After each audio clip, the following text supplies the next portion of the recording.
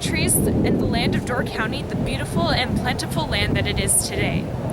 By 1917, over 3,200 acres of cherry orchards were planted and grew very quickly. People were coming from all over just to start a life in this booming business.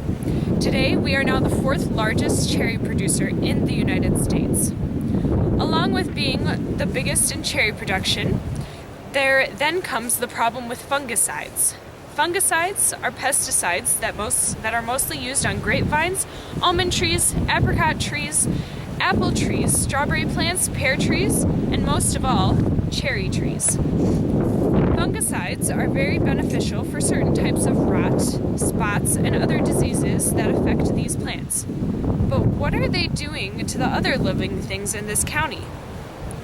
Like many chemicals, fungicides also have dual purposes. Fungicides are often put directly on products that need to be shipped long distances to suppress mildew and other growths for over a long period of time. Doesn't it also make sense, though, that fungicides can be used to fight off fungal infections on living things such as humans and animals? Fungal infections meaning things on your feet, in your hair, underneath your fingernails. Fungicide toxicity is very common on fruit tree farms and can affect animals the most. It is most commonly passed on by skin contact or ingestion.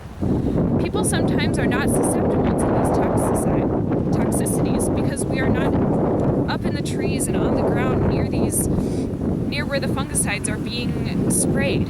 Animals, on the other hand, are such as squirrels, outdoor cats, rats, mice, birds, horses, cows, pigs, and dogs are much more susceptible to fungicide toxicity. These animals are outside in our fields rummaging around, or for the horses, cows, and pigs are being fed these scraps of these plants such as apples and even cherries that didn't make it for sale and are being affected by these fungicides.